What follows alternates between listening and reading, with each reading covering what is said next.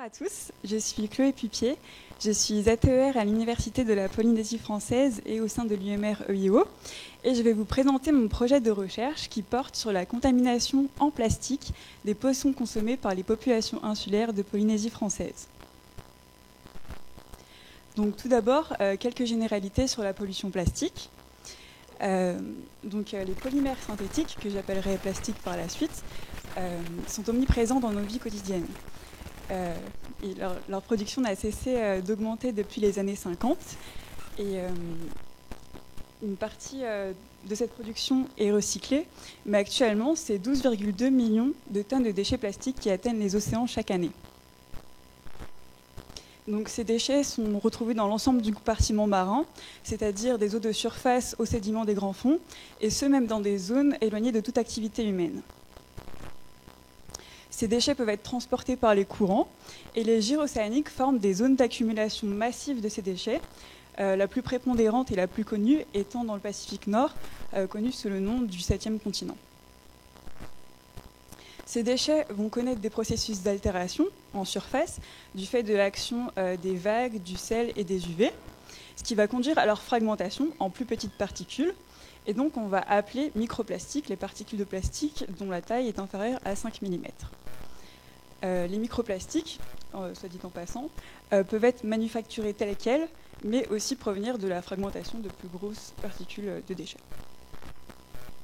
Et enfin, les organismes marins vont ingérer ces plastiques en les confondant avec leur proie, ce qui va perturber leur physiologie et leur mode de vie.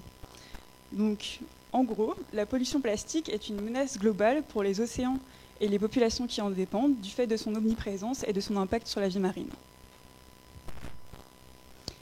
Ensuite, les récifs coralliens abritent une forte diversité d'espèces. Ce sont parmi les écosystèmes les plus productifs de la planète. Ils ont, en plus de leur importance écologique, une forte valeur socio-économique, puisque ce sont 500 millions de personnes qui dépendent directement des récifs pour leur survie. Ainsi, ils fournissent à l'humanité de multiples services écosystémiques, tels que la protection des côtes. Ils génèrent des revenus à travers le tourisme, des molécules d'intérêt pour l'industrie pharmaceutique, et, ce qui va m'intéresser particulièrement, sont une forte source de poissons, une ressource renouvelable pour les populations insulaires du Pacifique Sud. En Polynésie française, la consommation moyenne de poissons est parmi les plus élevées du Pacifique. Donc ici, je vous ai mis un graphe de l'Organisation des Nations Unies de l'alimentation et l'agriculture simplifiée qui présente les estimations, la consommation moyenne estimée des poissons et des fruits de mer pour une sélection de certains pays.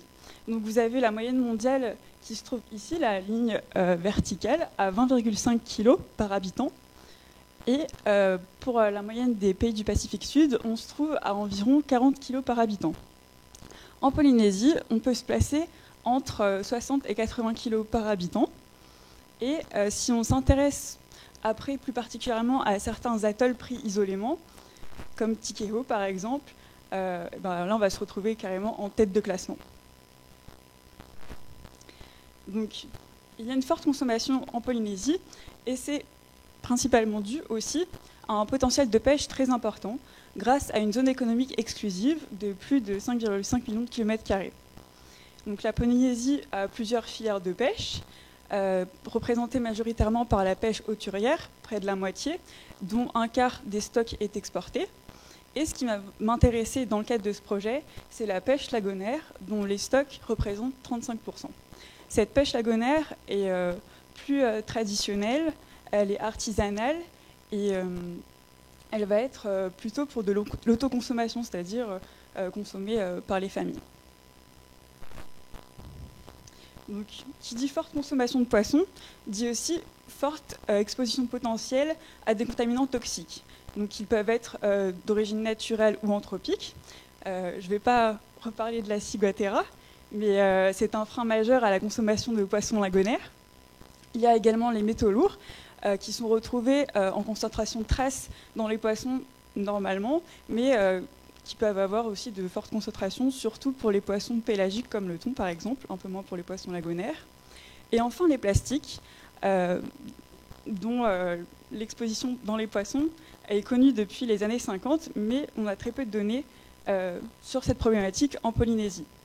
Le problème pour les plastiques va être posé par les particules elles-mêmes, mais également par les substances chimiques qui se trouvent à leur surface. Donc ces types de contaminants vont menacer la sécurité alimentaire des populations insulaires.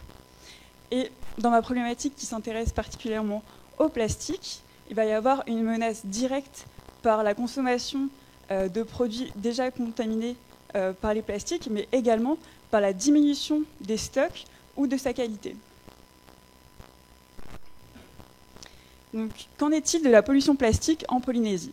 Tout d'abord, dans les lagons, on a vu un petit peu déjà ce matin que bien que la perliculture soit un secteur d'activité prépondérant en Polynésie, c'est aussi une source spécifique de pollution dans les lagons, avec une forte concentration de microplastiques trouvés dans la colonne d'eau, par exemple dans les atolls perlicoles d'Ahe, Manihi ou Takaroa. Pour ces atolls, il y avait une dominance de plastique de petite taille, des fragments de polyéthylène et de polypropylène, et un impact potentiel sur la physiologie de l'huile perrière. Donc on peut se demander s'il n'y aurait pas également des impacts potentiels sur d'autres organismes marins, comme les poissons lagonaires. Donc qu'en est-il de la pollution plastique dans les poissons en Polynésie? À l'heure actuelle, il existe seulement 3 études qui ont abordé cette problématique, et elles cumulent à elles 3 environ 400 individus échantillonnés. Ce que vous avez dans ce tableau, pour le TI, c'est le taux d'ingestion. Donc il est calculé par rapport au nombre de poissons qui ont ingéré au moins une particule de plastique sur le nombre de poissons total. Donc pour Tahiti et Moorea, on est à plus de 20% de taux d'ingestion de plastique. Pour Fakarava, à 0%. Et les Marquises, 7,4%.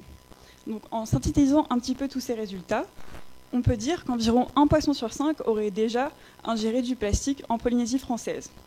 Cependant, ces études sont principalement centrées sur l'archipel de la Société et donc ne proposent pas quelque chose qui est vraiment représentatif à l'échelle de la Polynésie dans sa globalité.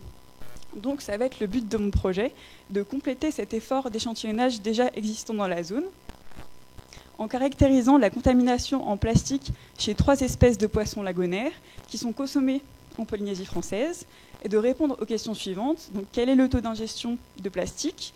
Quelles sont les caractéristiques des polymères récoltés? Et est-ce que les caractéristiques des sites influencent-elles le niveau de contamination? Je vais parler de ça un petit peu plus tard. Et dans un second temps, évaluer l'impact de cette contamination sur la sécurité alimentaire. Comment est-ce que je fais? Alors, pour la méthode, on a choisi des sites contrastés par l'hydrologie, les activités qui sont exercées localement et le niveau d'anthropisation. On a choisi pour l'archipel des Tuamotu, Arutua, Hou, Makemo, Takapoto. Tahiti représentera l'archipel de la Société et Tubuai celui des Australes.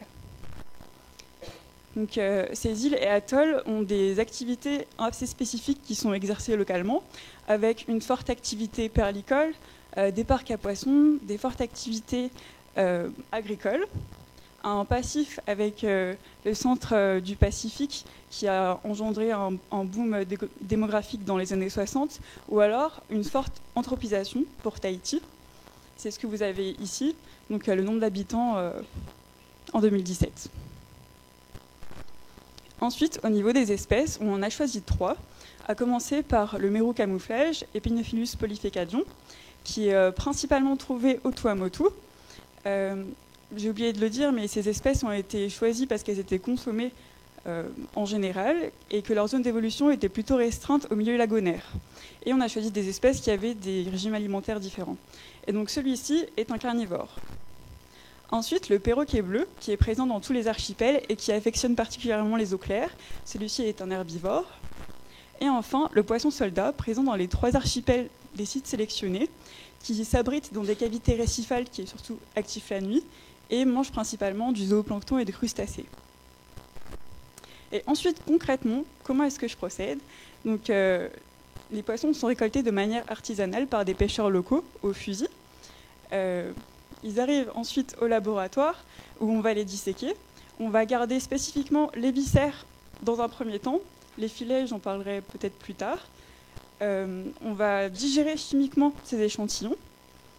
Les résultats de la digestion vont être filtrés sur des filtres, parce qu'en fait, c'est censé enlever toute la matière organique.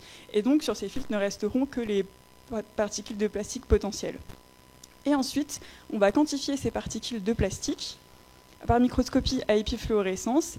Et pour les particules de plus de 300 microns, on va pouvoir déterminer la nature des polymères. Par spectroscopie, bon, j'en parlerai peut-être plus tard. Et donc actuellement, les digestions sont encore en cours, donc je n'ai pas de résultats à vous montrer, mais je pourrai présenter des résultats durant les prochains mois. Et je vous remercie pour votre attention.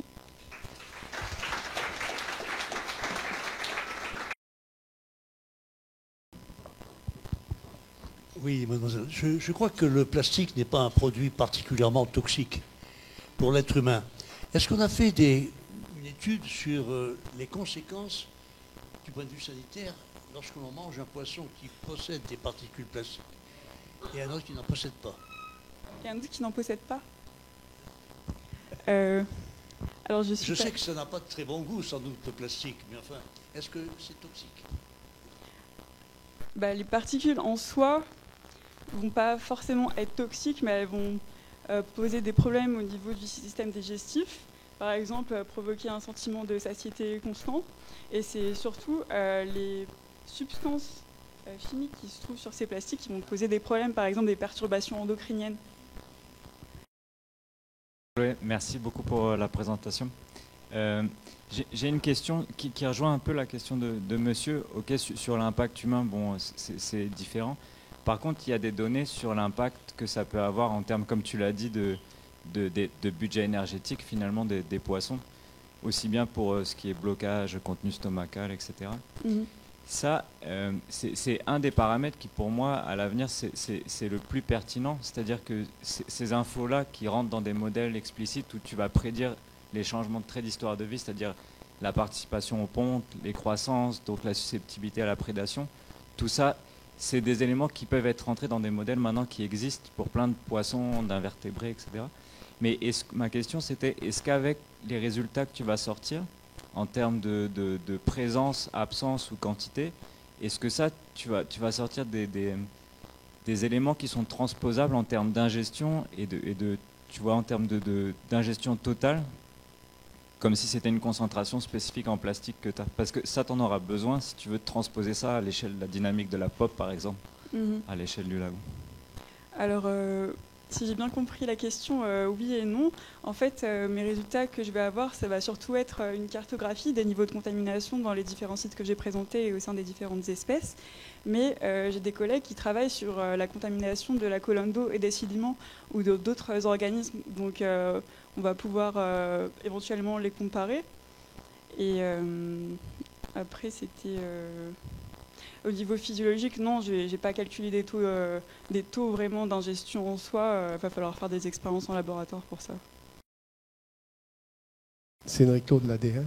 J'ai juste une question par rapport au microplastique. Et on sait que, comme il disait le monsieur, le plastique en lui-même n'est peut-être pas si hyper toxique, mais le microplastique peut capter en fait dans le milieu je ne sais pas si c'est des métaux lourds, mais j'avais vu que c'était aussi une possibilité. Est-ce que tu as regardé ou tu vas regarder un peu c'est tout ce qui est potentiellement capté par ces microplastiques et leur toxicité aussi et indirectement donc sur l'effet sur les poissons, sur la toxicité sur les poissons en eux-mêmes.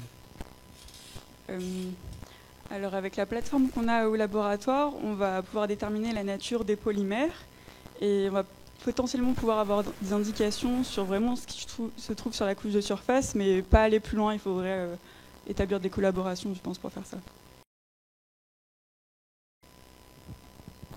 Oui, juste dire que les plastiques, ils sont toxiques pour l'être humain. Enfin, on connaît les bisphénol A, les phtalates. Oui.